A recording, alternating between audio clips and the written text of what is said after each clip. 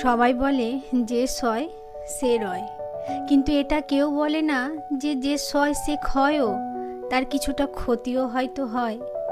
সবাই আপনার ধৈর্যের বাহবা দেবে, সহ্যের কদর করবে, মানিয়ে নেওয়ার জ্ঞান দেবে, নিজেদের সহ্য সীমার গল্প শোনাবে, কিন্তু ভেতরে ভেতরে শেষ হয়ে যাওয়া আপনিটাকে কেউ আবিষ্কার করবে না। সবাই আপনার বদলে যাওয়াটাই দেখবে, বদল হওয়ার কারণটা খুঁজবে না।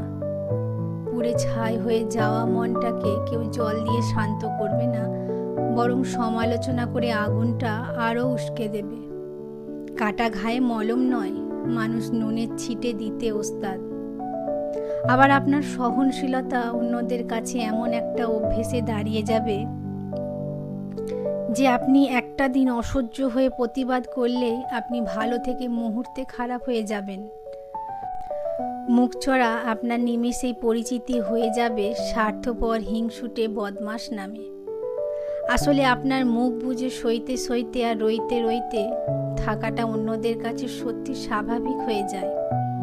তখন আপনি গলা ফাটিয়ে আপনার সঙ্গে হওয়া অন্যায়ের কথা চিৎকার করে বললেও তারা শুনবে না। আপনার চোখের নিচে কালি তাদের চোখে আঙুল দিয়ে দেখিয়ে দিলেও দেখবে না। আপনার গালে শুকিয়ে যাওয়া মোটা জলের দাগ তাদের মায়া উদ্বেগ করবে না। তারা জানে ওর ভীষণ ধৈর্য, ও ঠিক সহ্য করে মানিয়ে নেবে। এতদিন তো মানিয়েই নিয়েছিল, বাকি দিন কেন নয়। তারা কেউ বলবে না পরিবর্তন দরকার, তাই সহ্য ঠিক ততক্ষণ করুন যতক্ষণ সেটা আপনার সহ্যের সীমার মধ্যে থাকে, সহজ থাকে, স্বাভাবিক থাকে। অসহনীয় অন্যায় সহ্য করে নিজেকে তিলে তিলে শেষ করায় কোনো গুণপনা নেই। সে রয়ে যাওয়ার কোনো মানে নেই। কলমে পার্বতী মোদক, কণ্ঠে মামনি।